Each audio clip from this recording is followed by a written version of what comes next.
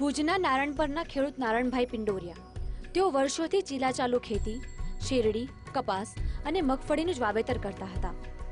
વળી તેમાં મહેનત પૂરતું પણ વળતર મળતું નહોતું. તેઓ સતત નવી ખેતી કરવાનું પણ વિચારતા હતા. તેમને વિચાર આવ્યો દાડમની ખેતી કરવાનો. મહારાષ્ટ્રના નાસિકમાંથી સિંઘુરી જાતના રોપા લાવી પોતાની 6 એકરની જમીનમાં 2400 રોપા લગાવ્યા. આજે 2.5 વર્ષે તેમણે 50 ટન દાડમનું ઉત્પાદન મેળવ્યું છે. જ્યારે માલનું ઉત્પાદન થયું ત્યારે મને સંતોષ થયો કે નહીં, આમાં જાત મહેનત કરીને આપણે ઉત્પાદન સારું મેળવી શક્યા. કારણ કે મારા 6 એકરમાં 2400 ઝાડ હતા. એમાંથી લગભગ મારી ગણિત પ્રમાણે 50 ટનથી ઉપર અમે માલ માર્કેટમાં વેચ્યો. નારણભાઈના ભત્રીજાએ માર્કેટિંગ કરી જાતે જ દાડમ અમદાવાદ, મુંબઈ અને રાજસ્થાનના બજારમાં પહોંચાડ્યા, જેના ભાવ કિલોએ 60 થી 70 રૂપિયા મળ્યા. દાડમના એક નંગનું સરેરાશ વજન 200 ગ્રામથી વધારે હતું, જેથી તેના ભાવ પણ સારા મળ્યા. 50 ટન દાડમ વેચી નારણભાઈએ 24 લાખની આવક મેળવી છે.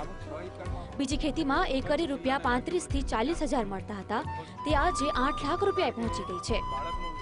અને માર્કેટિંગ માટે જો આપણે પોતાનું જ માર્કેટિંગ આપણે કરીએ તો આપણે વધારે બેનિફિટ રહેતું હોય છે. કારણ કે અત્યારે જો આપણે માર્કેટિંગ અત્યારે આપણે ફાર્મ ઉપરથી આપી દઈએ છીએ તો ફાર્મ ઉપરથી તો એ લોકોએ 30-40 રૂપિયામાં લેવા તૈયાર નથી હોતા. અને આપણે પોતે જાતે માર્કેટિંગ કરીએ તો 50 થી 60 રૂપિયા આપણે આપણું પોતાનું બેનિફિટ રહે છે. કચ્છમાં બાગાયતી ખેતીનું વાવેતર વધી રહ્યું છે. તેમાં દાડમની ખેતી કચ્છના ખેડૂતો કરતા થયા છે.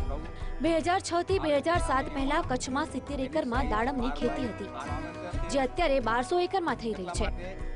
વાવેતર વિસ્તાર વધ્યો છે. કચ્છના ખેડૂતો પણ મહારાષ્ટ્રની જેમ જ દાડમની ખેતીથી વધારે ઉત્પાદન લઈ રહ્યા છે. બાગાયત અધિકારીઓ દાડમની ખેતીને કચ્છની આવતીકાલ કહી રહ્યા છે. દાડમનો વ્યાપ ખૂબ જ ઝડપથી વધી રહ્યો છે અને મહદઅંશે સિંદૂરી અને રૂબિન એ ટાઈપની વેરાયટીનું વાવેતર છે. મોટાભાગનું સિંદૂરીનું જ વાવેતર છે.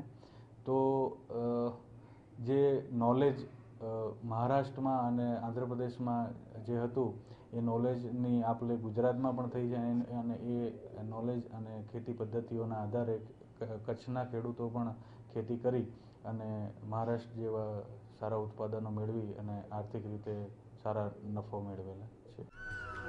નારણભાઈની વાડી ઉપર ઘણા ખેડૂતોએ માર્ગદર્શન લીધું છે. તેઓ પણ દાડમની ખેતીથી પ્રભાવિત થયા છે. કૃષિ નિષ્ણાંતો કહી રહ્યા છે કે આવનારા સમયમાં કચ્છ માટે દાડમની ખેતી મોખરે હશે. કેમેરામેન નરેશ બુટિયા સાથે ભરત ડોડિયા, BTV, ભુજ.